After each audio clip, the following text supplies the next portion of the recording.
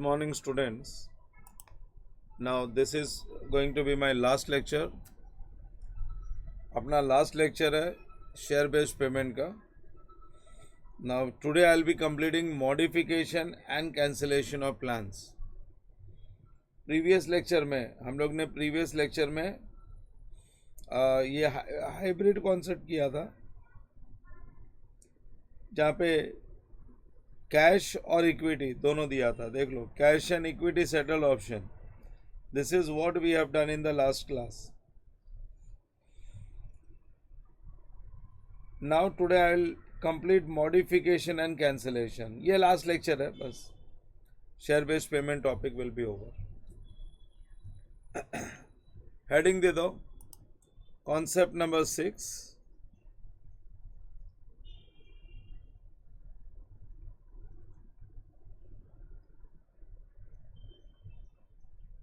Concept number 6, modification in ESOP.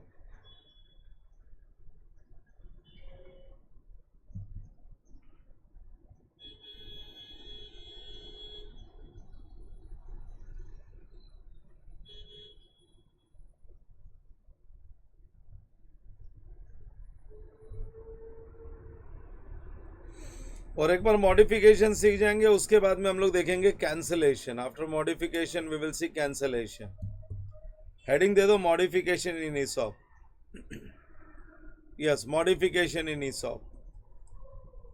सबसे पहले तो अपने को ये पता करना है कि ये मॉडिफिकेशन क्या होता है. मैं एक एग्जांपल से शुरू करता हूँ.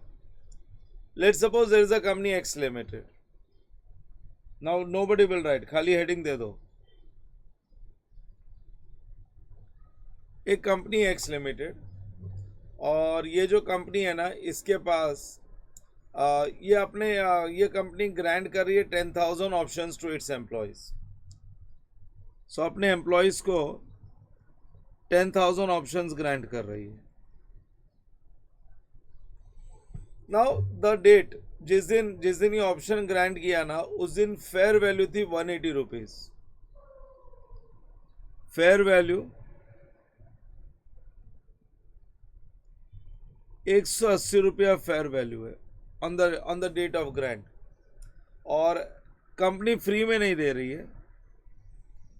कंपनी ने एक्सरसाइज प्राइस रखा हुआ है 110 एक्सरसाइज प्राइस किया है.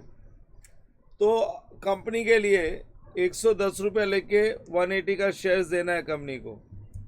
Company will receive from employ 110 और 180 रुपये का शेयर्स देना है. तो कंपनी के लिए 70 रुपीज़ का लॉस है. जो लॉस है वही एम्प्लॉय का बेनिफिट है, और इसको हम लोग इंट्रिंसिक वैल्यू भी बोलते हैं. We call this as intrinsic value also. ऐसे टाइप के ऑप्शंस को इंट्रिंसिक वैल्यू ऑप्शंस बोलते हैं हम लोग. अगर विदाउट एक्सरसाइज प्राइस होता ना, तो ये फुल 180 रुपीज़ का लॉस होता. विदाउट एक्सरसाइज प्राइस होता तो फुल 180 का लॉस होता था. और अगर एक्सरसाइज प्राइस रखा है तो लॉस है 70 का, है ना. अभी क्या है ना, this loss will be return of in vesting period. अगर सपोज वेस्टिंग पीरियड है 3 इयर्स, सर्विस पीरियड है 3 इयर्स, तो this loss will be divide by 3 years.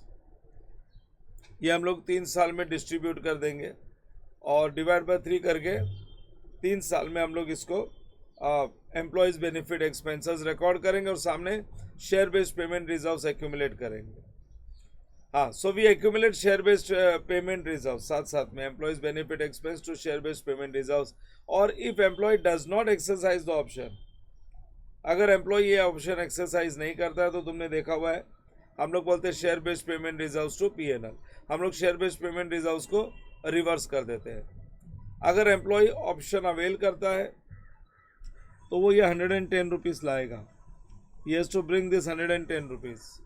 और कंपनी उसमें 70 रुपीज़ खुद मिलाएगा. क्या अगर ऑप्शन कैंसिल होता है तो सीधा share based payment reserves to PNL. लेकिन अगर अवेल करता है तो एम्प्लॉय लाएगा 110 रुपया, और कंपनी उसमें मिलाएगा 70 रुपीज़. कहाँ से? वो शेयर बेस्ड पेमेंट रिजर्व्स में जो एक्यूमुलेट किया है, और उसको शेयर्स इश्यू हो जाएगा. Company will issue shares to the employee. See अभी तक मैंने कुछ भी नया नहीं बताया है, ये जो भी मैंने डिस्कशन किया ना, all this I have explain in previous classes. मैंने पिछले लेक्चर्स में ये सब सिखाया हुआ है। अब यहाँ पे नया क्या है? सी नया ये है, इस प्लान में there is a modification, in this plan there is a modification. ना सुनो क्या मॉडिफिकेशन है। In the second year, first year नहीं, फर्स्ट ईयर में तो हम लोग ने first year divide by 3 years किया था ना। डिवाइड बाय 3 इयर्स का मतलब है फर्स्ट ईयर का एम्प्लॉयज बेनिफिट, सेकेंड ईयर का और थर्ड ईयर का। फर्स्ट ईयर का तो काम हो गया, लेकिन यहाँ पे सेकेंड ईयर में कुछ मिस हैपनिंग होती है, और इसके वजह से कंपनी का जो फेयर वैल्यू है ना, कंपनी का जो फेयर वैल्यू है, ये देखो 180 रुपीज़ का फेयर वैल्यू था। कंपनी का जो फेयर वैल्यू वो डिक्लाइन हो जाता है, कंपनी का फेयर वैल्यू गिर जाता है, और कंपनी का फेयर वैल्यू रिड्यूस होकर 90 रुपीज़ हो जाता है। समझा कि नहीं? So due to some mishappening company की फेयर वैल्यू रिड्यूस होके हो गई 90, जो 180 थी on the date of grant, जो 180 थी, that fair value has reduce to 90 rupees. अभी क्या है ना, सी शेयर के प्राइस फ्लक्चुएट होते रहते हैं। इस कंपनी का एक शेयर जब हम लोग ने ईसॉप ग्रांट किया था तब 180 रुपीज़ का था, और स्टॉक मार्केट में फ्लक्चुएशंस के वजह से सेकेंड ईयर में रिड्यूस हो गया, खाली 90 रुपीज़ बन गया है। और अब मेरे को बताओ, फेयर वैल्यू 90 है, फेयर वैल्यू 90 है और एक्सरसाइज प्राइस 110 फेयर वैल्यू 90 और एक्सरसाइज प्राइस 110 का है। मेरे को प्रैक्टिकली सोच के बताओ, अगर मार्केट में प्राइस डिक्लाइन हो गया है ना, अगर मार्केट में प्राइस डिक्लाइन हो गया तो क्या कोई एम्प्लॉय 90 रुपीज़ का शेयर 110 रुपये में खरीदेगा? क्या तुम लोग खरीदोगे क्या? मैं बोलूँगा मार्केट में प्राइस चल रहा है, इसकी फेयर वैल्यू 90 और 110 रुपये दो मेरे को। अरे ये सारे ऑप्शंस कंपनी के फेल हो जाएंगे। Are you understanding this? So employee company को बोलेगा आप कॉमन सेंस की बात करो, आपकी कंपनी का प्राइस 90 रुपीज़ और हमसे 110 रुपये मांग रहे हो। अरे कैसा बेनिफिट है? बेनिफिट दे रहे हो क्या बेनिफिट ले रहे हो? ये बेनिफिट देने की बात नहीं हो गई, बेनिफिट लेने की बात हो गई। अगर ये कंपनी ने एक्सरसाइज प्राइस ₹50 कर दिया, समझा कि नहीं? 110 से कितना कर दिया? अगर ये कंपनी ने एक्सरसाइज प्राइस अगर ₹50 कर दिया ना, तो इसको मॉडिफिकेशन बोलेंगे। Have you got it? This is known as modification. अगर प्लान को मॉडिफाई नहीं करेंगे ना तो प्लान कैंसिल हो जाएगा। अरे कौन खरीदेगा ऐसा शेयर्स? कोई नहीं खरीदेगा।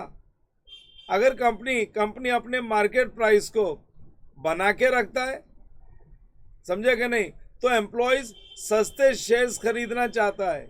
180 रुपये की चीज 110 रुपये में तो ठीक है, लेकिन अगर मार्केट में प्राइस 90 हो गया तो 110 रुपये नहीं मिलेगा। सो हियर एक्सरसाइज प्राइस अपने को कम करना पड़ेगा। Have you understood this? Yes everyone? अच्छा, अभी एक्सरसाइज प्राइस 50 रुपीज़ हो गया है, तो याद रखना प्लान में मॉडिफिकेशन हो चुका है। एक्सरसाइज प्राइस अगर 110 से 50 रुपीज़ कर दिया हमने, तो प्लान में मॉडिफिकेशन हो चुका है। और ये मॉडिफिकेशन ये है कि 90 का शेयर, कितने का शेयर? 90 का शेयर 50 रुपीज़ दे के मिलेगा एम्प्लॉयज़ को। समझे कि नहीं? 90 का शेयर्स है, 50 रुपीज़ दे के मिलेगा एम्प्लॉय को, तो कंपनी को जो लॉस है वो 40 रुपीज़ का है। कंपनी को 40 रुपीज़ का लॉस है।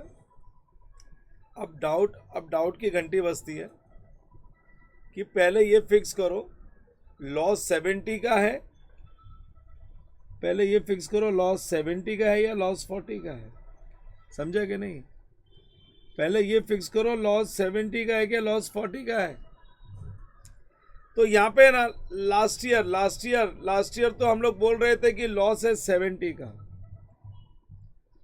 देखो लास्ट ईयर हम लोग क्या बोल रहे थे, till last year we were saying the loss was of 70 rupees, और आज हम लोग बोल रहे हैं लॉस कितने का है, 40 रुपीज का लॉस है। बोलो यहाँ पे क्या कर रहा है मैं तुमको बताता हूँ। सी तुम लोगों के दिमाग में आएगा सर बराबर से बताओ ये लॉस है कितने का, लेकिन मैं यही तो एक्सप्लेन कर रहा हूँ कि मॉडिफिकेशन हुआ है प्लान में, तो उसकी अकाउंटिंग कैसे करेंगे। ये प्लान में जो मॉडिफिकेशन हुआ है ना उसकी अकाउंटिंग कैसे करेंगे, अपना मेन ऑब्जेक्टिव यही है। सी ऐसी सिचुएशन में ना प्लान की अकाउंटिंग कैसे करनी है वही अपने को सीखना है। मैं तुमको बोलाऊंगा पहला पॉइंट, सबसे पहला पॉइंट, जो अपना ओरिजिनल प्लान है ना जिसको कंपनी ने लास्ट ईयर ग्रांट किया था उसमें कोई छेड़छाड़ नहीं करनी है। अगर लास्ट ईयर 70 का लॉस है, 70 के लॉस की बात हुई थी, तो उसको 3 साल में डिवाइड करने की बात की हम लोग ने, और वो अकाउंटिंग हम लोग कंटिन्यू करेंगे। सो लास्ट ईयर अपना लॉस था 70 रुपीज़, और हमने ये डिसाइड किया था 3 साल की सर्विस पीरियड है, तो ये लॉस को हम लोग 3 साल में ये लॉस को हम लोग बाइफरकेट करेंगे, एलोकेट करेंगे, first year, second year, third year. तो ये अकाउंटिंग कंटिन्यू रहेगी। ये अकाउंटिंग में कोई छेड़छाड़ नहीं करना है, जो ओरिजिनल लॉस है उसमें कोई छेड़छाड़ नहीं करना है, क्योंकि वो अपनी ओरिजिनल अकाउंटिंग है, ओरिजिनल प्लान है, उसमें कोई भी चेंजेस करना नहीं है अपने को। We don't have to do any changes. अरे ₹70 का लॉस अपन ने लास्ट ईयर डिसाइड किया था और उसको 3 साल से डिवाइड किया था, बराबर ना, तो वो करते रहो। मतलब मॉडिफिकेशन के वजह से ओरिजिनल प्लान में कोई चेंजेस नहीं आएगा, वो जैसे कर रहे थे वैसे ही करते रहना है अपने को। लेकिन दूसरा पॉइंट, जिस साल में प्लान को मॉडिफाई किया, अपने ने सेकेंड ईयर में प्लान को मॉडिफाई किया, उस साल से कंपनी को एडिशनल एक्सपेंसेस बुक करना पड़ेगा। ये 40 रुपीज मॉडिफिकेशन के वजह से लॉस आया है, और ये कभी आया, सेकेंड ईयर में आया, तो ये 40 रुपीज को सेकेंड ईयर और थर्ड ईयर में एलोकेट करेंगे। मतलब फर्स्ट ईयर में तो खाली 70 का लॉस बुक होगा, सेकेंड ईयर में original plus additional, third year में ओरिजिनल प्लस एडिशनल। समझा कि नहीं। जिस साल कंपनी को मॉडिफाई करना पड़ा, उस साल से कंपनी को एडिशनल एक्सपेंसेस बुक करना पड़ेगा। अरे ये जो 40 रुपीज़ दिख रहा है ना, वो अपना एडिशनल एक्सपेंसेस है। और अगर इसको सेकेंड ईयर में, हम लोग ने सेकेंड ईयर में डिसाइड किया था मॉडिफाई करने का, तो मैंने इसको डिवाइड बाई 2 कर दिया। इसको डिवाइड बाई 2 करेंगे, डिवाइड बाई 2 करके सेकेंड ईयर और थर्ड ईयर में इसको बाइफरकेट कर देंगे। दैट मीन्स मॉडिफिकेशन का जो लॉस दिख रहा है ना अपने को, वो एडिशनल लॉस है, वो एडिशनल लॉस है। अरे वो लॉस मॉडिफिकेशन के बाद आया है और एक्सपायरी पीरियड तक एडजस्ट होगा। देखो ना, एक्सपायरी पीरियड तक ये भी और ये भी, और सेकेंड ईयर में आया तो सेकेंड ईयर से additional expenses book. Original plan first year में ग्रांट हुआ था, एम्प्लॉय की सर्विस 3 इयर्स की पक्की कर ली थी हम लोग ने। ओरिजिनल प्लान फर्स्ट ईयर में हम लोग ने फर्स्ट ईयर में अनाउंस किया था, जिसके वजह से एम्प्लॉय 3 साल काम करने के लिए तैयार हो गया था कि फ्यूचर में सस्ते शेयर्स मिलेंगे। अगर मैं मॉडिफिकेशन करूँगा ना, तो मॉडिफिकेशन ये सोच के करूँगा कि ये फ्यूचर में सर्विस करते रहे, एम्प्लॉय मेरे पास फ्यूचर में सर्विस करते रहे। अरे सेकेंड ईयर में प्लान मॉडिफाई हुआ है, तो सेकेंड ईयर में प्लान मॉडिफाई करके एक तो सेकेंड ईयर की सर्विस को पक्की कर ली मैंने, उनको लग गया 90 रुपीज़ का शेयर 50 रुपये दे के मिलेगा, मतलब यहाँ पे भी 90 रुपये का शेयर सस्ते में मिल रहा है। और सेकेंड ईयर की नहीं, थर्ड ईयर की भी सर्विस पक्की हो गई।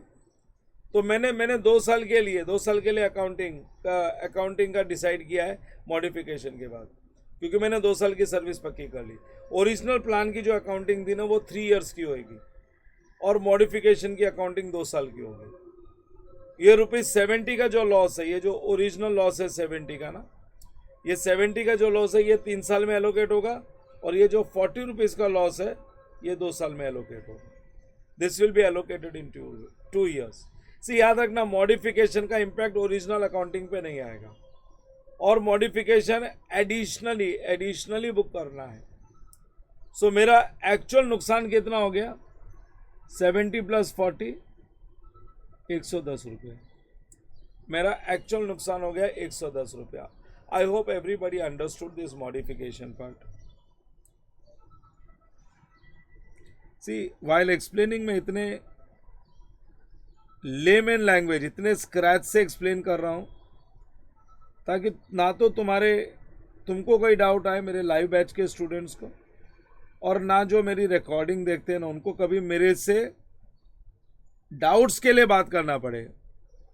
अदर देन डाउट्स बात करना है, you are welcome, but doubts के लिए बात करने की जरूरत ही नहीं लगनी चाहिए कि सर ये डाउट है वो डाउट है. So that's the reason I explain things, और मैं बार बार कितने बार रिपीट करता हूँ सो दैट जो लोग रिकॉर्डिंग भी देखते हैं उनका वन गो में काम खत्म हो जाता है.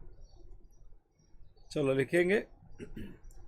As per the provisions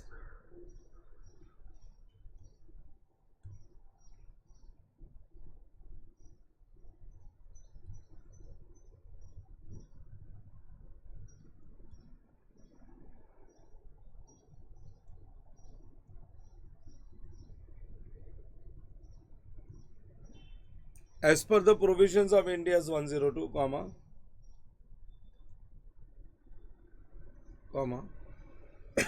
plan can be modified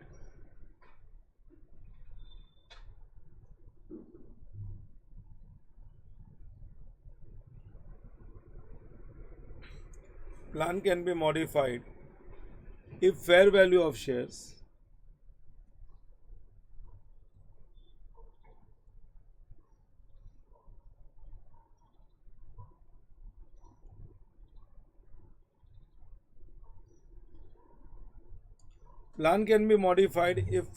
of shares decline during the vesting period.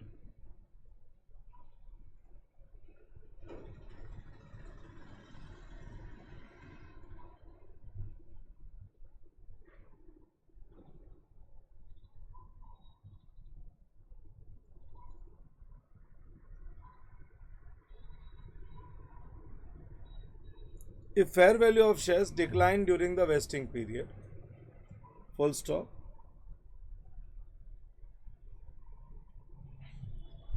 Under modification,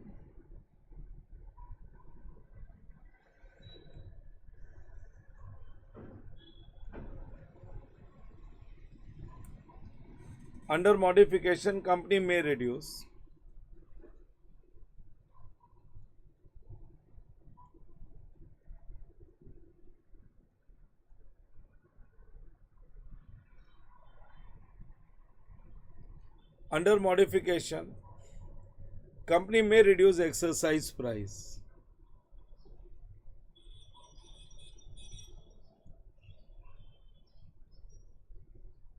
Under modification, company may reduce exercise price. Full stop.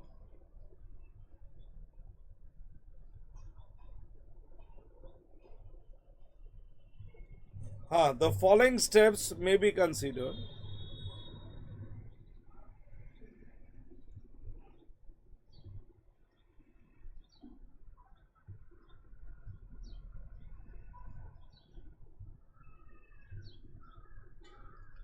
Following steps may be considered while modifying plans.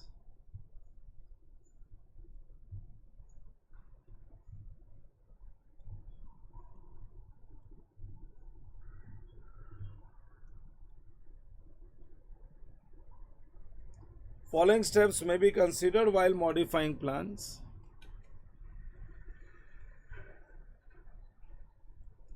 Step number 1. There will be no change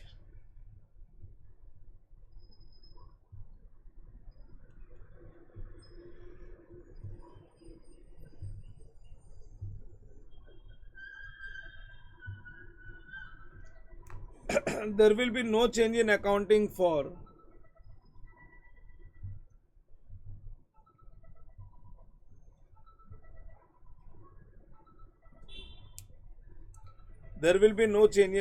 for original expenses.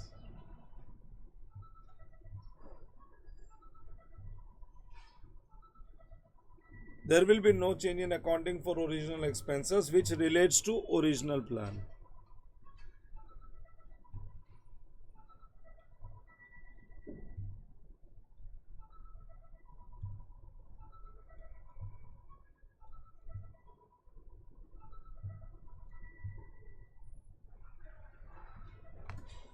which relates to original plan. Step 2.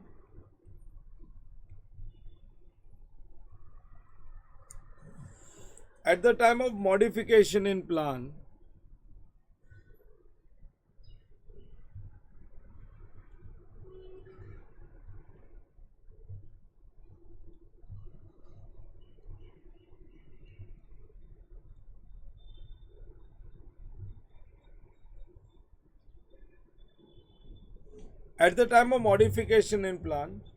we should calculate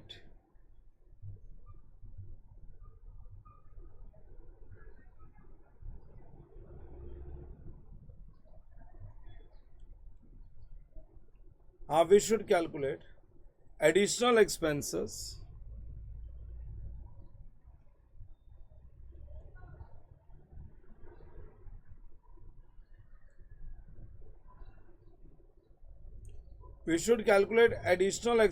due to reduction in exercise price.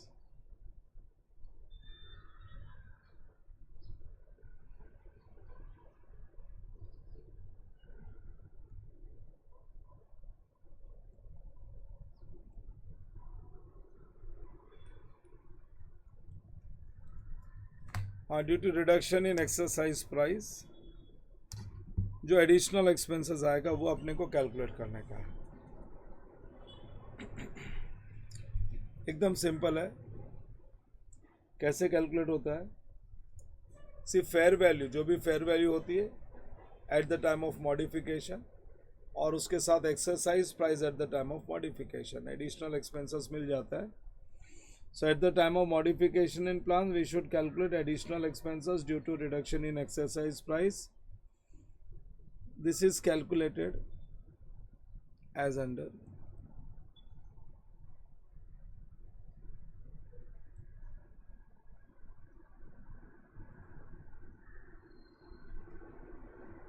These additional expenses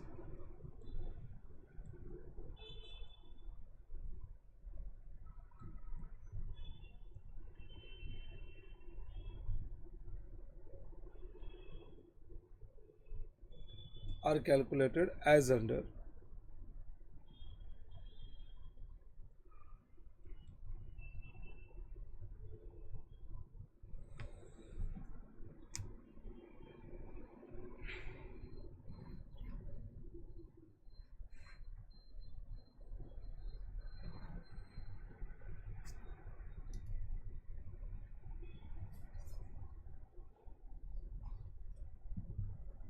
हाँ, fair value eight the time of modification, जो नया fair value है,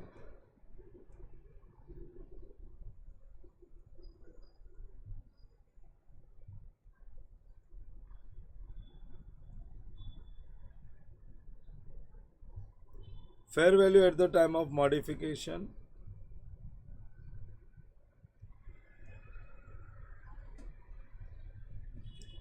इसमें से minus करेंगे exercise price.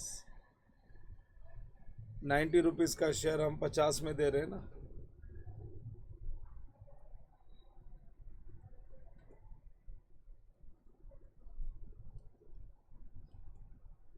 हाँ, minus exercise price at the time of modification.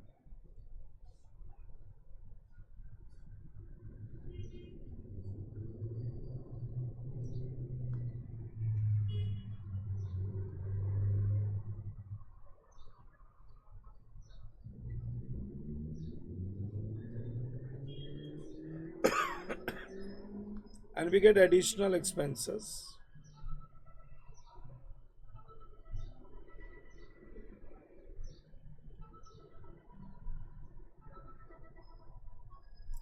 Additional expenses at the time of modification.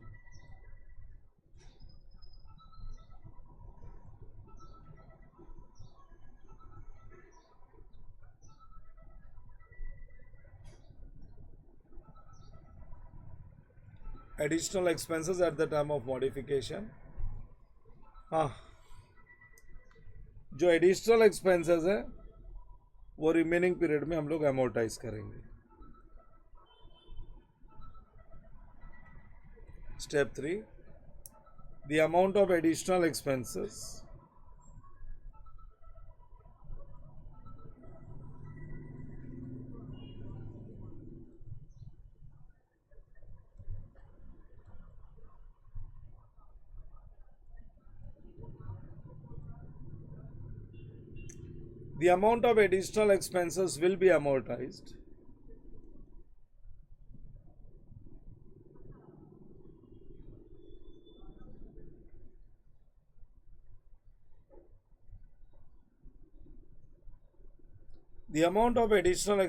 will be amortized over the remaining vesting period.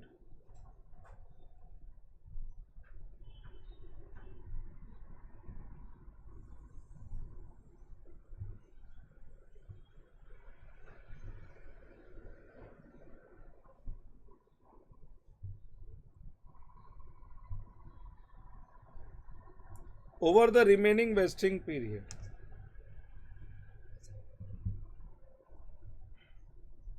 Over the remaining vesting period. चलो, this is done. इस पे मेरे पास एक question है.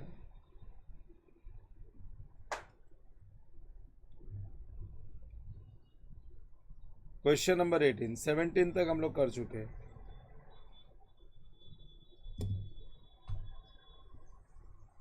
Question number 18.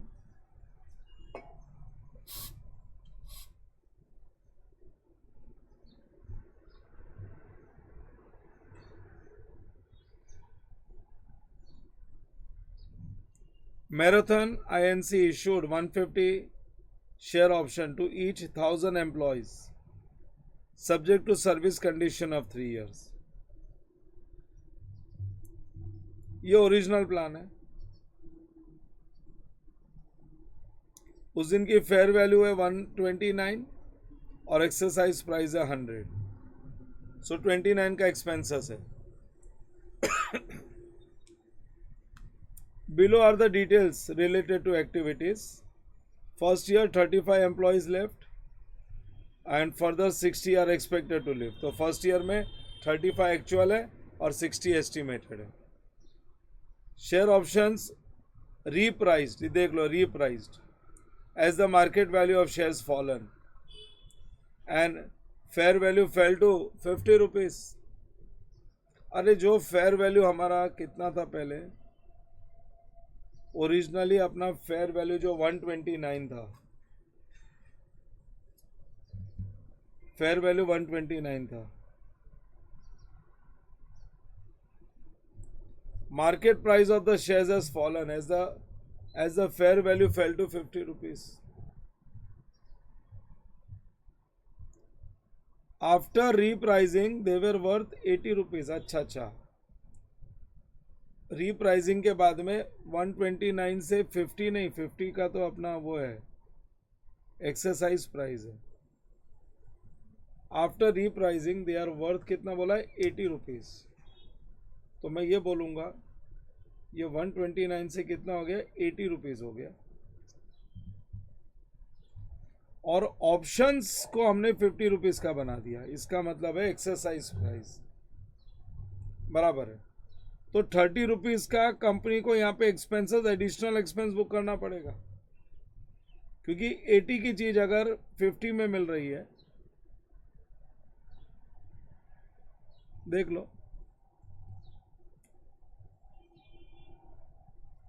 50 rupees exercise price और 80 rupees का share हो गया. तो आगे बोल भी दिया, अपने को कुछ समझने का जरूरत नहीं. Hence expenses expected to increase by ₹30. ये लो, ठीक है ना. आगे क्या बोला है, सेकेंड ईयर में 30 employees left and 36 are expected to leave. तो सेकेंड ईयर में एक्चुअल 30 है और 36 आगे के लिए, एंड ईयर 3 में 39 left actual. How the modification and repricing will be conducted. देखो ना, फर्स्ट ईयर के मेरा जो ओरिजिनल, पहले जो ओरिजिनल प्लान है उसका एक्सपेंसेस वैसे ही बुक होएगा. ओरिजिनल प्लान का एक्सपेंसेस वैसे के वैसे ही बुक होएगा. Question number 18. Question number 18.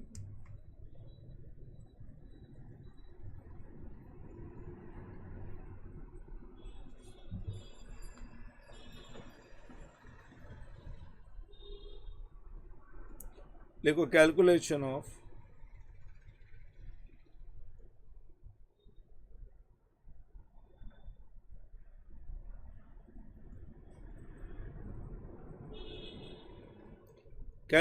Of employees benefit expenses.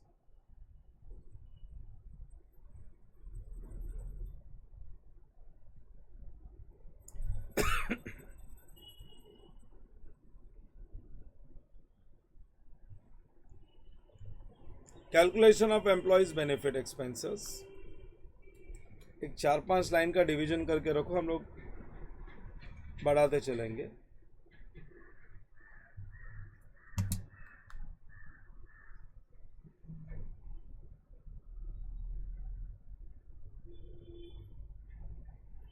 Original plan,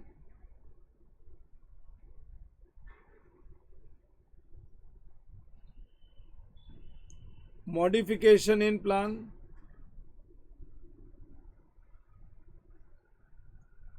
और ये दोनों का टोटल, इससे मिलेगा total expense. Original plan year 1, 2 and 3. Original plan में कितने हैं? 1000 एम्प्लॉयज. फर्स्ट ईयर में 35 एक्चुअल और 60 एस्टिमेटेड. सो 1000 माइनस 35 एक्चुअल और 60 एस्टिमेटेड. सीधा 60 दे दिया. अगर परसेंटेज पर एनम दिया होता तो 2 साल का माइनस करता था. वो डिपार्चर रेट देते थे ना 10% पर एनम, तो -10% करता था. Into what is the original number of shares कितने हैं? 50 शेयर्स है और ओरिजिनल 29 और एक्सरसाइज प्राइस 100. तो ओरिजिनली अपना एक्सपेंसेस 29 रुपीज़ का है, क्योंकि फेयर वैल्यू 129 है. पूरा फ्री में थोड़ी दे रहे, 100 रुपये ले रहे हैं ना हम लोग. So into 150 into 29. और ओरिजिनल प्लान में सर्विस पीरियड है 3 ईयर्स की. Service period is of 3 years. So divide by 3 into first year तक का expenses. 1000 minus 35 minus 60 into 150 into 29 divide by 3. ये लो 13,12,250.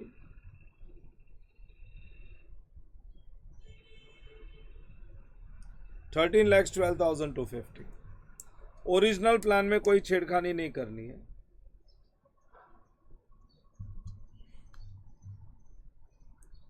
अब दो एक्चुअल होगा, -35 एक्चुअल है और एक एस्टिमेटेड होगा. सेकेंड ईयर में बोला है 30 लेफ्ट एंड 36 आर एक्सपेक्टेड. तो -30 -36 into 150 shares into 29 divide by 3 into second year तक का एक्सपेंसेस.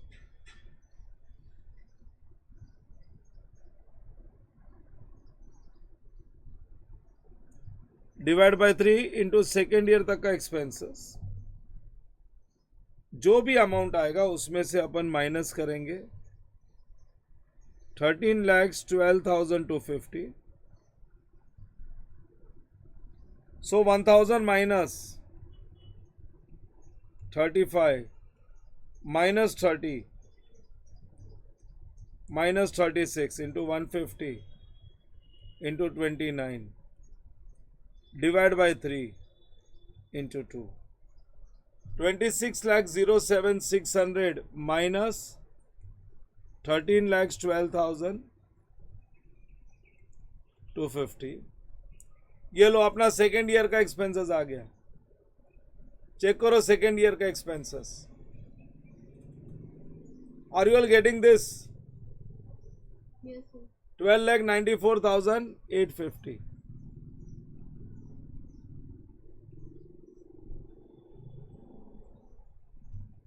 ओरिजिनल प्लान में कोई चेंजेस नहीं। अब तीनों एक्चुअल होएगा, -35, -30 एंड -39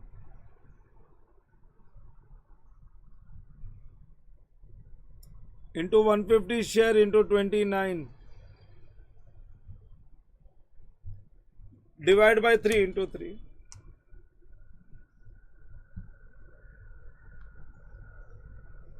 और उसमें से माइनस करेंगे पहले 2 साल का एक्सपेंसेस। पहले 2 साल का एक्सपेंसेस कितना है? 12,94,850 प्लस 13,12,000, 13,12,250, 26,07,100।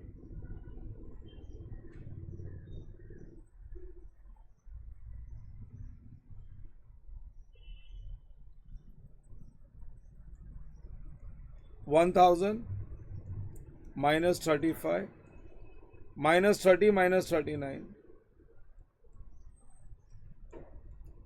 into 150 shares into 29 -26,7,100।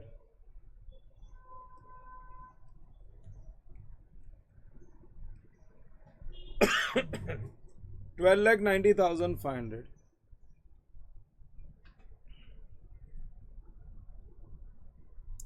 $12,90,500। देख लो 3 साल का एक्सपेंसेस मिल गया अपने को। ओरिजिनल प्लान में 3 साल का एक्सपेंसेस मिल गया। फर्स्ट ईयर का एक्सपेंसेस है 13,250। सेकेंड ईयर का एक्सपेंसेस जो है वो ये है 12,94,850 and this is third years expenses. Original plan में मेरे को 3 साल का एक्सपेंसेस मिल गया। अब मॉडिफिकेशन कभी से आया?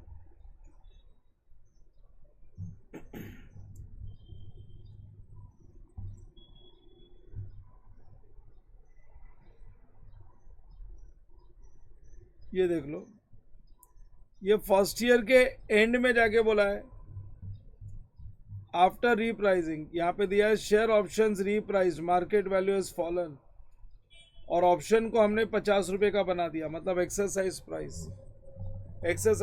अरे फर्स्ट ईयर का एंड है, मतलब ये अगले 2 साल में, फर्स्ट ईयर के बिगिनिंग में होता ना तो first year, second year, third year बोलते थे। फर्स्ट ईयर का एंड है, इसका मतलब है ये सेकेंड ईयर और थर्ड ईयर में अमोर्टाइज होएगा। तो ये इधर तो है ही नहीं, इसकी शुरुआत इधर से होती है। क्या मॉडिफिकेशन में क्या हो गया ना, अपना कितना है 30 रुपीज़ है, बोल भी दिया है 30 रुपीज़ का एडिशनल एक्सपेंसेस आया है। सो 1,000 माइनस, बाकी सब सेम रहेगा, 35 माइनस 30, 2 एक्चुअल हो गया और एक एस्टिमेटेड हो गया। बाजू से ही कॉपी कर रहा हूं, बराबर, इंटू 150 शेयर और into 30 rupees is our exercise price. 30 rupees exercise price है। हाँ, डिवाइड बाय 2, क्योंकि ये 2 साल का, into 1, divide by 2 into 1।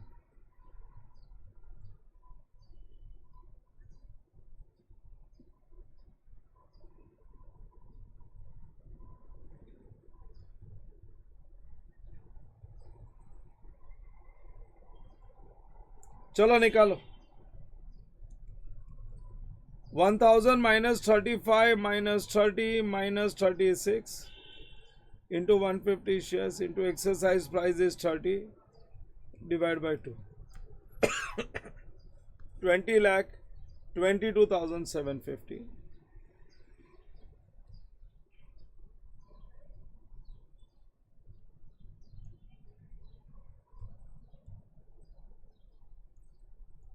So first year का तो टोटल एक्सपेंसेस यही है 13,12,250, लेकिन सेकेंड ईयर का इसके साथ प्लस 12,94,850।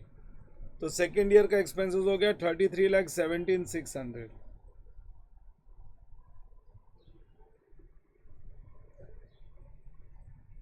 $33,17,600 और इन थर्ड ईयर 1,000 बाजू से कॉपी करो employees 35 actual 30 actual 39 actual into 150 shares into 30 divide by 2 into 2 second year तक का expense I mean last year तक का एक्सपेंस। ये 2 साल का ही है ना, शुरू ही सेकेंड ईयर में हुआ है। और जो भी आएगा इसमें से माइनस कर देंगे पिछले साल का।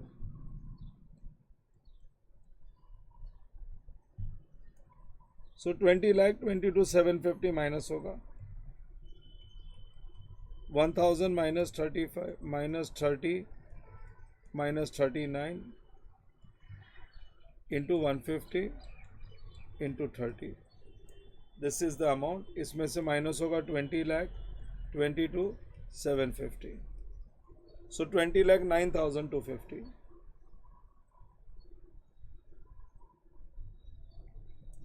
20,09,250 के साथ ऐड करेंगे 12,90,500। 32,99,750।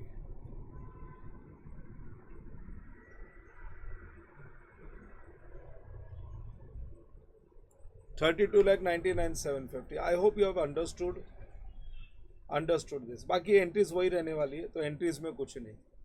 मेरे को एक्सपेंसेस सिखाना था। एंट्रीज में there are no changes. How the modification repricing भी कंडक्टेड, ये बता दिया मैंने।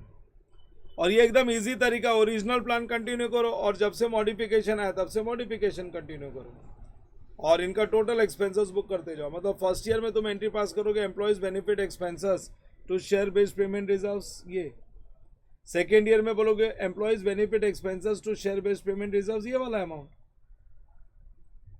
वर्किंग से अपने को अमाउंट मिल जाएगा। थर्ड ईयर में ये अमाउंट, समझे कि नहीं? उसके बाद settlement.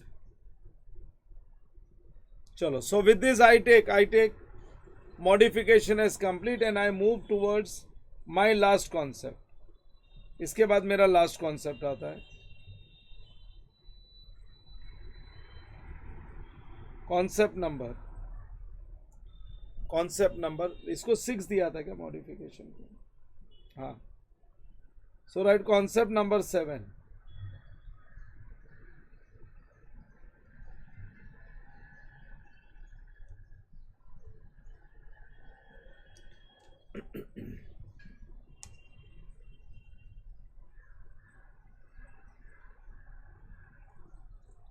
Concept number 7, cancellation of plans.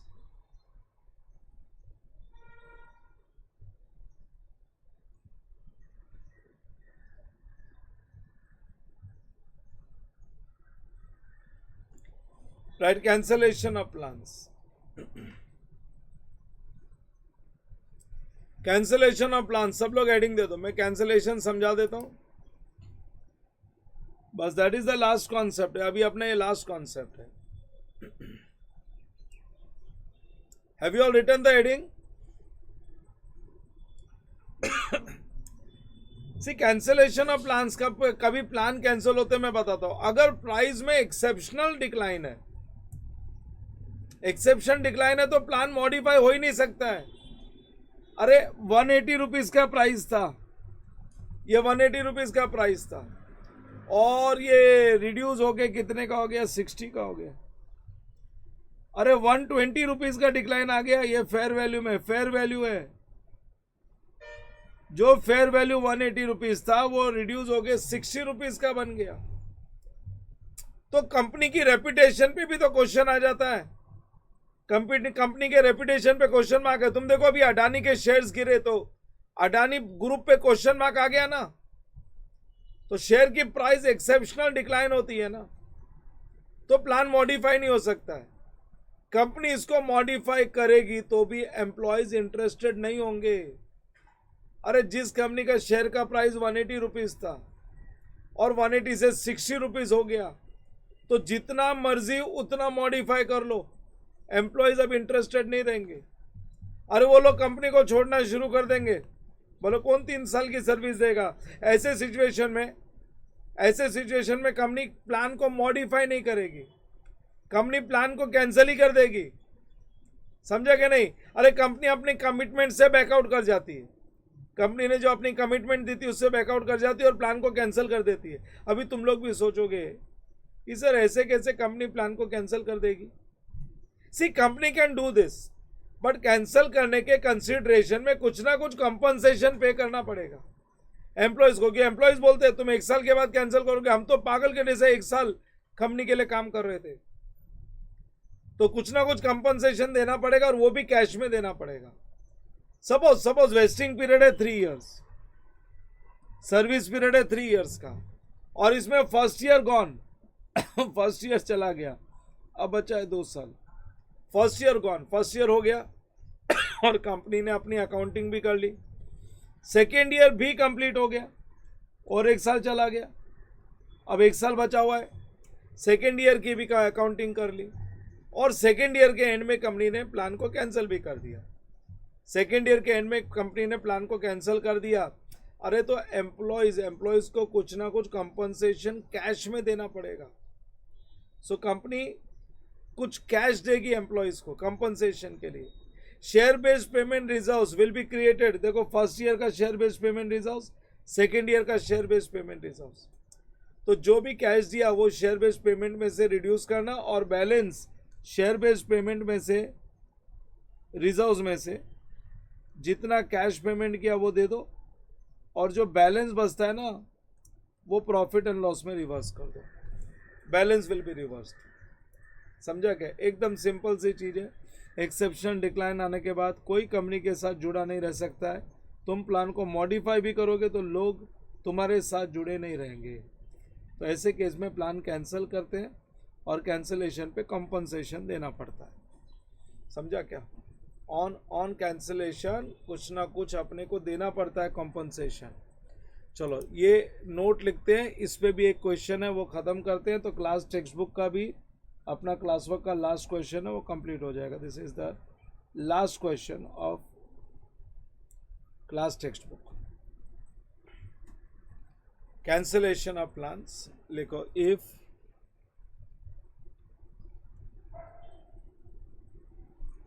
if plan is cancelled during vesting period,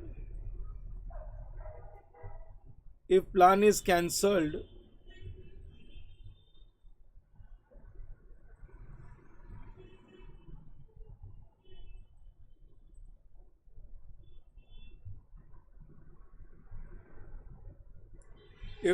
cancelled during vesting period,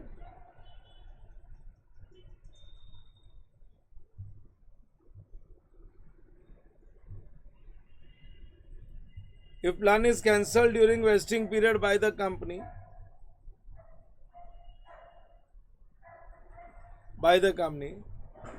then we will stop accounting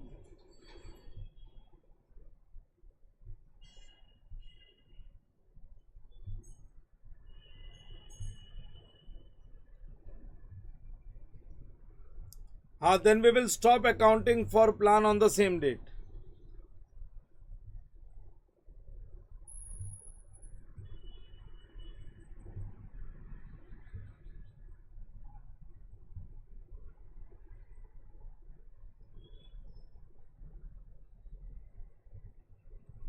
If the plan is cancelled during vesting period by the company, then we will stop accounting for the plan on the same date. On the same date, full stop. In case some consideration is paid as compensation, in case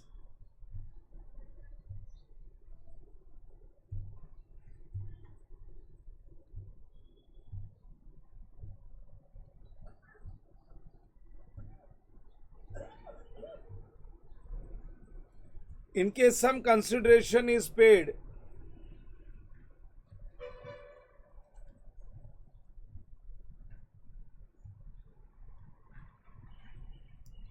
In case some consideration is paid as compensation,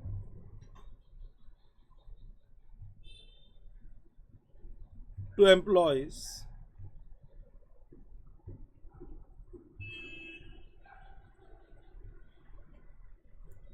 in lieu of cancellation of plan,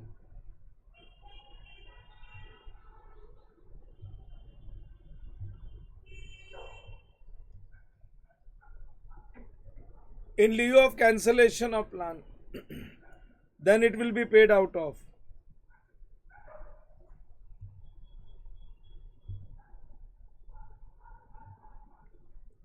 Then it will be paid out of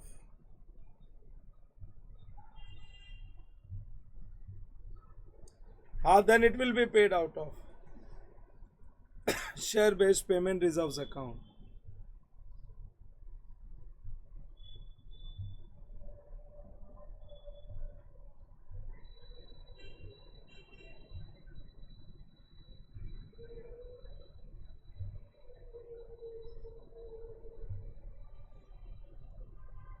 Then it will be paid out of share based payment reserves account, full stop.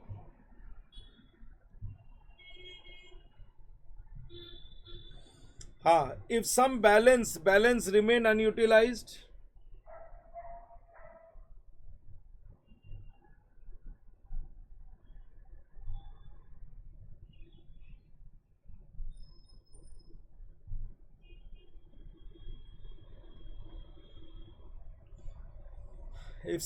remains unutilized in share based payment reserves account,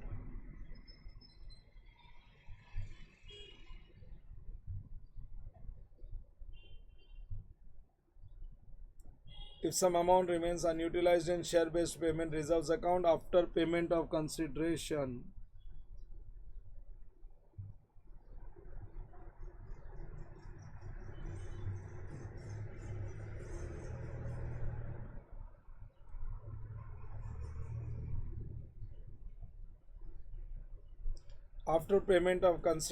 then it will be reversed to P&L.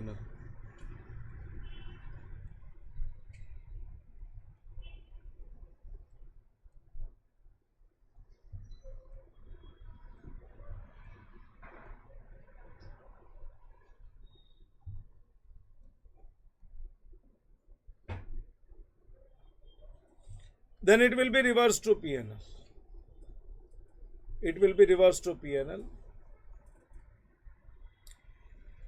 चलो last question number 19 complete करते हैं.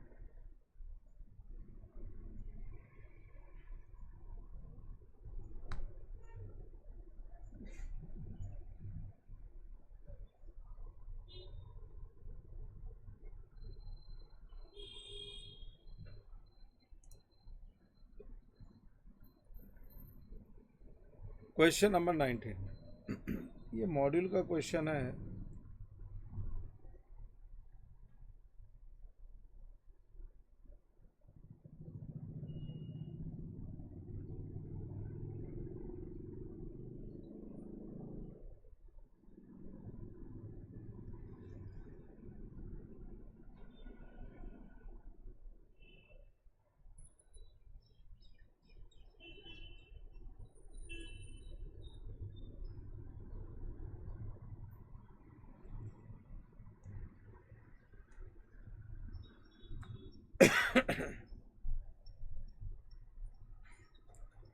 कुछ वहां पे problem है ना, printing error है, मेरे को ऐसा लगता है.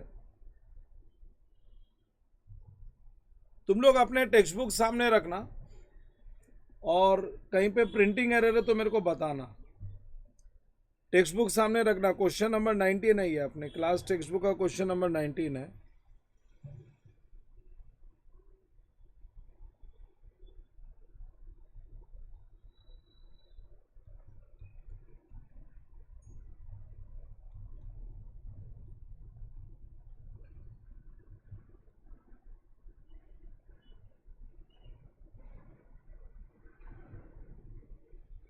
Anara Fertilizers Limited issued 2000 options to 10 directors for an exercise price of 100.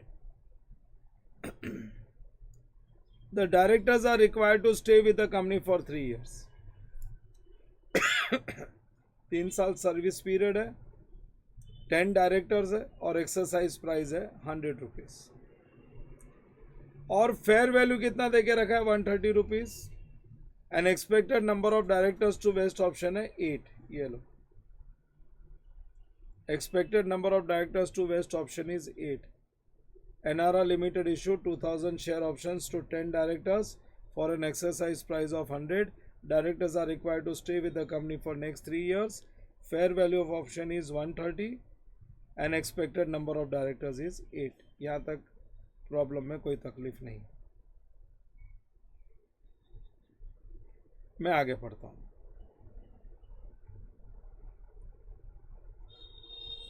During year 2, second year, there was a crisis in the company and the management decided to cancel the scheme immediately. And it was estimated as below. क्या estimate किया? Fair value of the option जो कि 130 था. Fair value of the option at the time of cancellation is 90. Fair value of option. During year 2, there was a crisis in the company. Management decided to cancel the such scheme immediately, and it was estimated as follows. Fair value of the option at the time of cancellation is 99, and market price is 90 and 99. ये बराबर है क्या?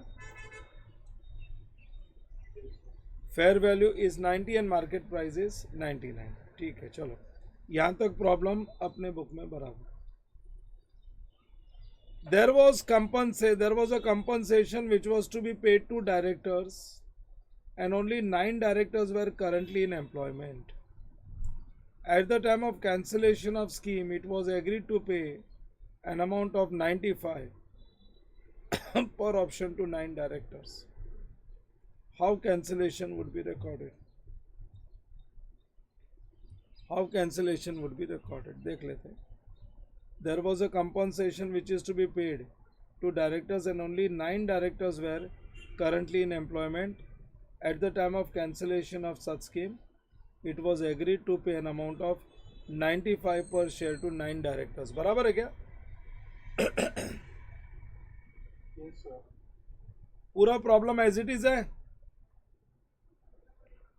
Yes, sir. चलो ठीक है. तो इसका मतलब है लास्ट टाइम मैंने मिस्टेक को रेक्टिफाई करवा लिया था. बट ये मॉडिफिकेशन कभी हुआ? सेकेंड ईयर में हुआ ना. सेकेंड ईयर के एंड में 3 साल की सर्विस पीरियड थी, बट सेकेंड ईयर के एंड में हुआ. तो सेकेंड ईयर में हम लोग ये प्लान को कैंसिल करेंगे. In second year we are going to cancel the plan. ठीक है ना. और ये प्लान को कैंसिल करेंगे तो सेकेंड ईयर तक के पहले एक्सपेंसेस क्या बुक करना है वो तो देख लेते हैं. This is question number 19. Calculation of employees' benefit expenses.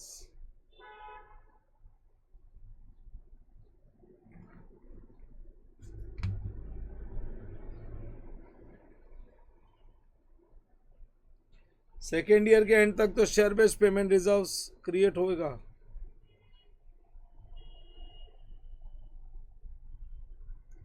Calculation of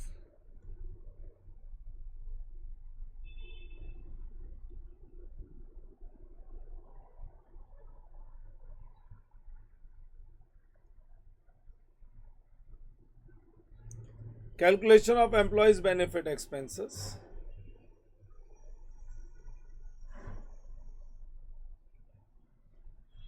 First year, second year.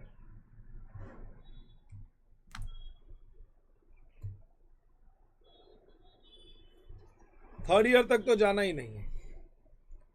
First year में कितने नंबर ऑफ डायरेक्टर्स टोटल थे? शुरू में थे 10 और बोलते हैं 8 ही रहेंगे फर्स्ट ईयर तक, मतलब 2 चले जाएंगे. सो 10 - 2 या सीधा 8 ही लिखो ना, छोड़ो ना, क्या 10 - 2. 8 डायरेक्टर्स इंटू 2000 शेयर्स बोला हुआ है. और फेयर वैल्यू 130 है, एक्सरसाइज प्राइस कितना है 100 रुपीज, तो 30 रुपए का नुकसान हुआ ना।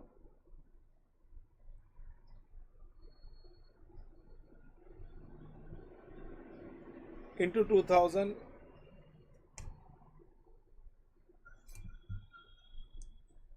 Into 30 rupees. शुरू में डिवाइड बाय 3 करूंगा, मेरे को फर्स्ट ईयर में थोड़ी मालूम था प्लान कैंसिल हो जाएगा। फर्स्ट ईयर में थोड़ी मालूम था प्लान कैंसिल हो जाएगा। समझा क्या डिवाइड बाय 3 क्यों किया?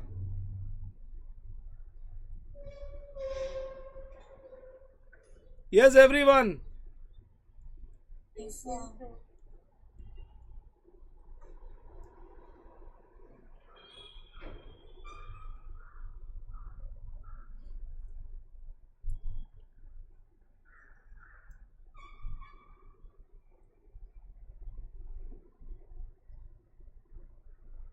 एक minute, exercise price original question में भी देके रखा है क्या?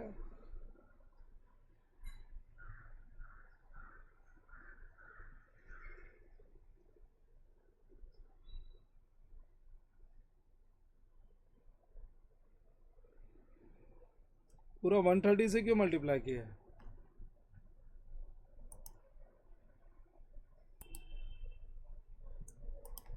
अरे यहाँ पे है ना, ध्यान देना, थोड़ा सा रीडिंग में प्रॉब्लम हो जाता है कभी कभी। ये फेयर वैल्यू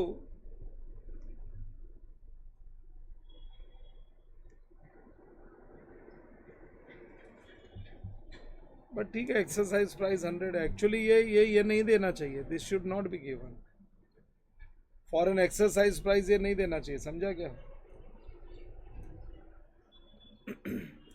फेयर वैल्यू देके रखा है, ये एक्सरसाइज प्राइस है ना, ये वाला पार्ट कट कर तो मैं बताता हूं।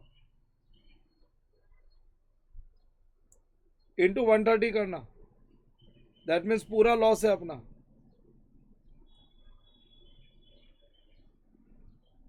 $130 कितना हो गया? 8 इंटू 2000,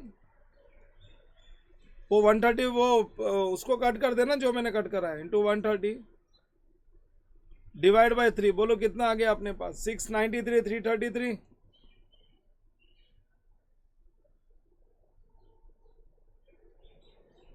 6,93,333। लेकिन सेकेंड ईयर के एंड में जब आए, सेकेंड ईयर के एंड में देखो उन्होंने बोला था खाली 9 directors where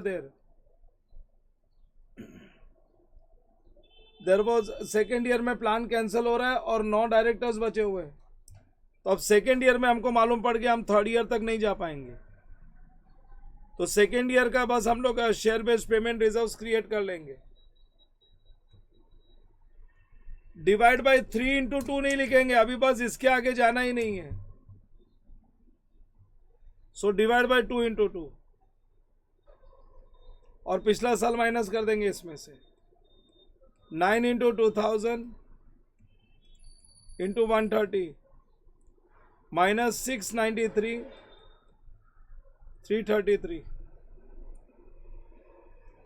so minus 6,93,333, and you get 1646,667. 16,46,667 plus 693,333. Are you getting 23,40,000?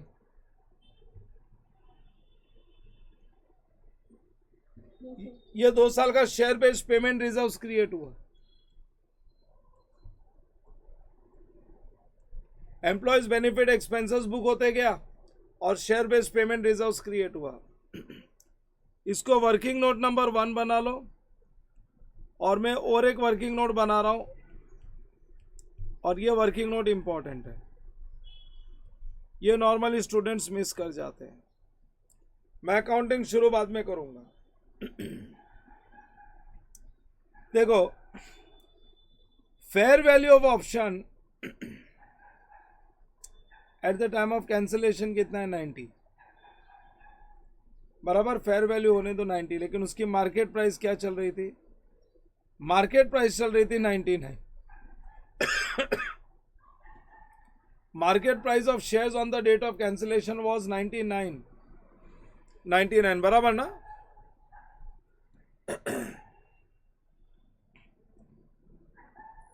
यहां पे क्या दिया हुआ है नीचे?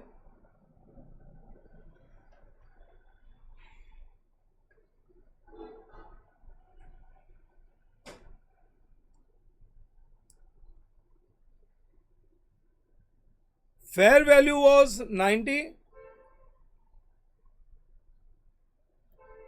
There was compensation which was paid to directors, and only 9 directors were currently in employment. At the time of cancellation of such scheme, it was agreed to pay an amount of 95 per option to 9 directors. 95 पर option to 9 directors. तुम देखो ना, fair value अपन तो fair value के हिसाब से चलते हैं, मार्केट वैल्यू के हिसाब से नहीं. फेयर वैल्यू 90 है, मतलब कैंसिलेशन पे जो मेरे को डायरेक्टर्स को पेमेंट करना चाहिए, 9 directors into 2000 shares into fair value के हिसाब से मेरे को 90 रुपीज़ का पेमेंट करना चाहिए. इसका मतलब है मेरे को देना चाहिए था 9 इंटू 2000 इंटू 90. मेरे को उनको पेमेंट करना चाहिए था 16,20,000 का, लेकिन मैंने पेमेंट कितना किया? 95 का किया. तो डोंट यू थिंक अपन ने 5 रुपये ज़्यादा दिया? अरे जो फेयर वैल्यू चल रही थी उससे हमने 5 रुपये ज़्यादा दिया. हैव यू गॉट इट और not? So 9 directors into 2000 shares into 95, अपन ने उनको 17,10,000 रुपया दिया. देना चाहिए था. हम तो फेयर वैल्यू के हिसाब से अकाउंटिंग करते हैं. अपने को देना चाहिए था 1620, लेकिन हमने दिया 17,10,000. तो डोंट यू थिंक हमने 90,000 रुपये ज़्यादा दे दिया? सो कॉम्पनसेशन पे करने के समय ये लॉस है, ये अपने को लॉस बुक करना पड़ेगा. This is the loss eight the time of payment of compensation. बोलो बच्चों, समझा क्या? Yes, sir. इसकी वर्किंग मैं अभी नहीं करवाता हूँ. एक काम करो, क्योंकि तुम अभी कंफ्यूज हो जाओगे. अभी चलने तो 2 साल की अकाउंटिंग, जब पेमेंट करने आएंगे ना तब वापस से एक बार डिस्कस करके इसकी वर्किंग कराता हूँ. लिखो अकाउंटिंग ट्रीटमेंट.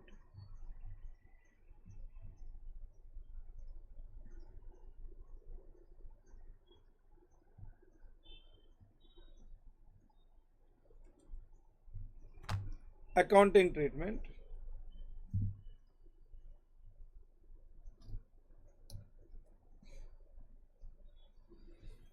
दस लाइन की जर्नल बना लो, एक्सटेंड करते चलेंगे.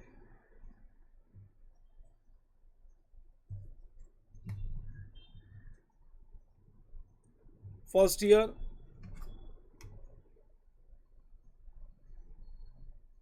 Recording expense,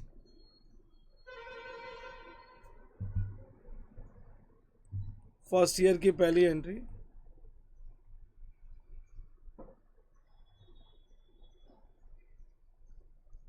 Recording expenses for the year.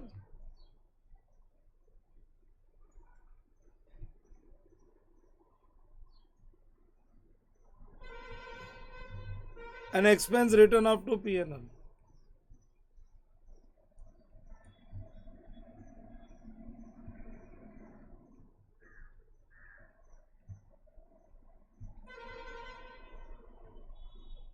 Expense written off to P&L. Employees benefit expenses account debit.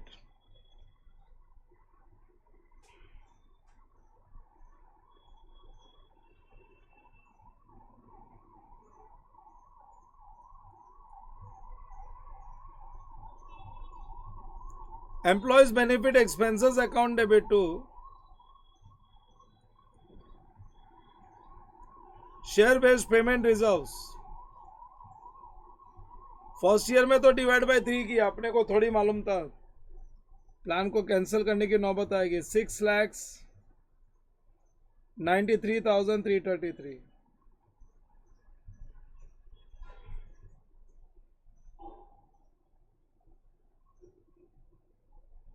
and profit and loss account debit to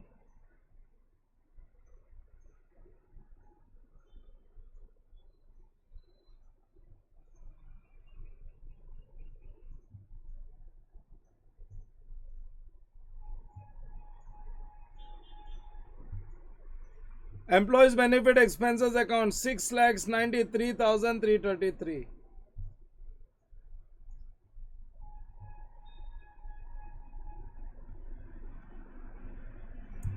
$6,93,333. अब सेकेंड ईयर में ये दोनों entry repeat होगी. Recording expense for the year.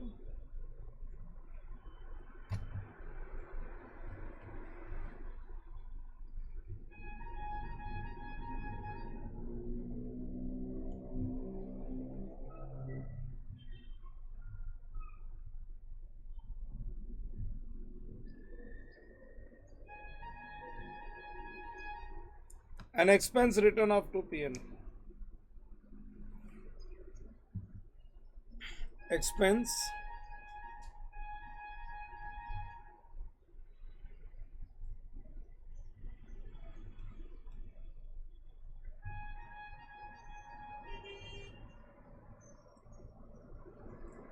Expense written off to P&L.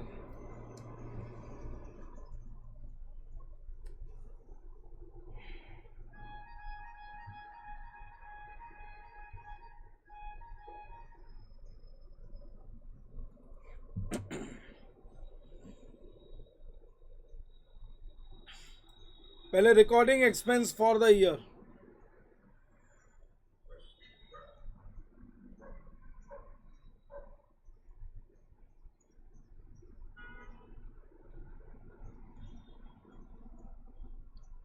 Employees benefit expenses account debit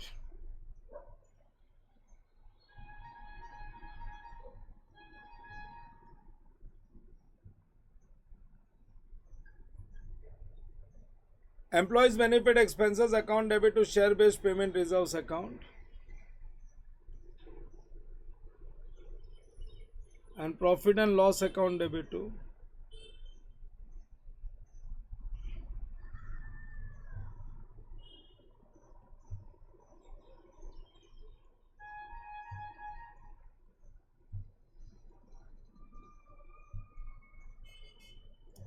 employees benefit expenses account.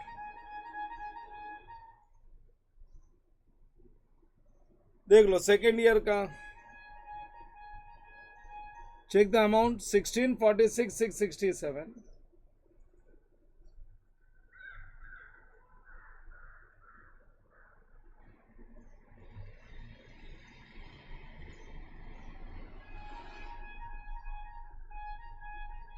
$16,46,667.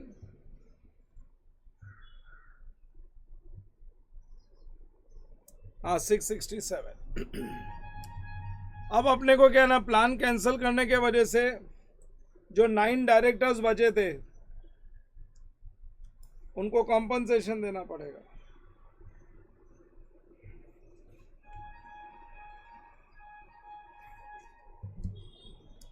Second year की third entry.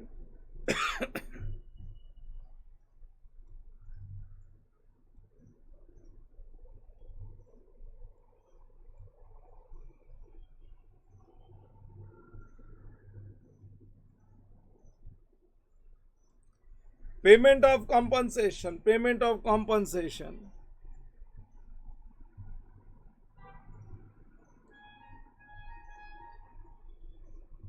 On cancellation.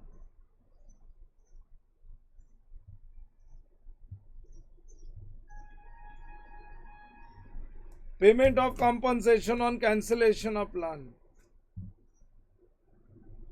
कि अपना plan cancel हो गया तो अब कॉम्पनसेशन देना पड़ेगा. और मैंने बताया कॉम्पनसेशन पे करने में लॉस है.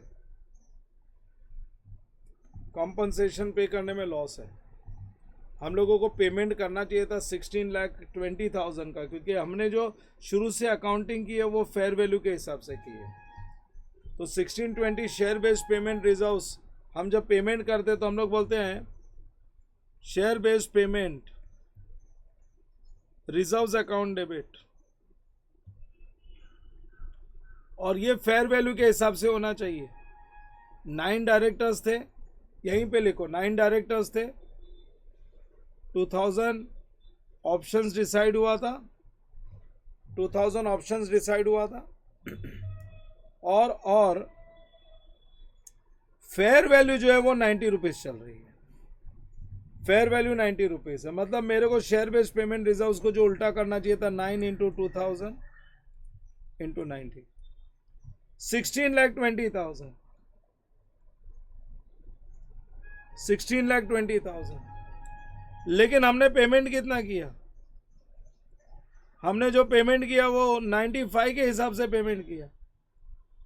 9 डायरेक्टर्स इंटू 2000 शेयर्स इंटू 95, हमने ज़्यादा पेमेंट कर दिया। सो जो ज़्यादा पेमेंट कर दिया वो पीएनएल में लॉस बुक होएगा। 9 इंटू 2000 इंटू 95, 17,10,000 का पेमेंट कर दिया। जो एक्स्ट्रा पेमेंट हो गया दैट्स अवर लॉस, और ये यहां पे प्रॉफिट एंड लॉस में जाएगा। 90,000,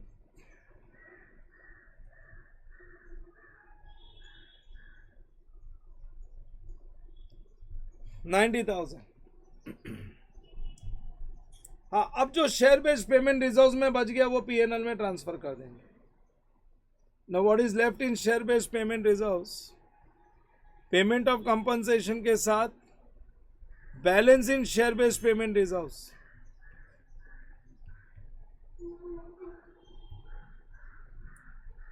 share based payment reserves account debit, जो भी बैलेंस आ रहा है शेयर बेस्ड पेमेंट रिजर्व्स में वो पीएनएल में ट्रांसफर कर दो टू पीएनएल। देख लेते हैं शेयर बेस्ड पेमेंट रिजर्व्स में अब कितना बैलेंस है।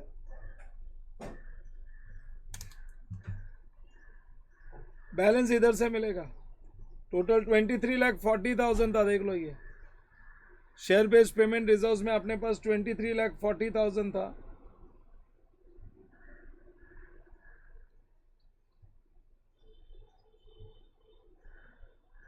और इसमें से अभी हम लोग ने जो डेबिट किया वो ये किया, 1620 हमने डेबिट कर दिया। सो 23,40,000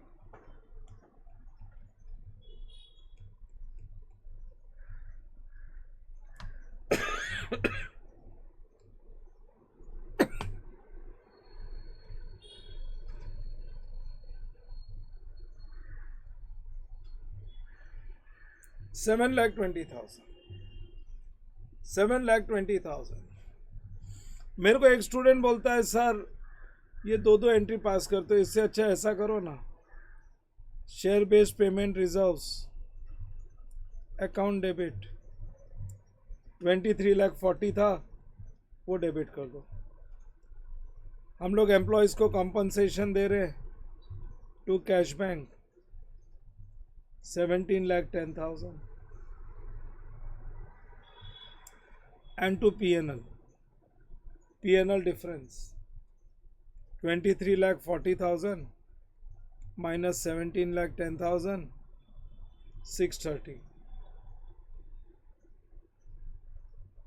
630। सर आप PNL को डेबिट और क्रेडिट करते हो तो बात तो वही होती है ना, 720 क्रेडिट और 90 डेबिट, सो नेट क्रेडिट 630 तो होता है।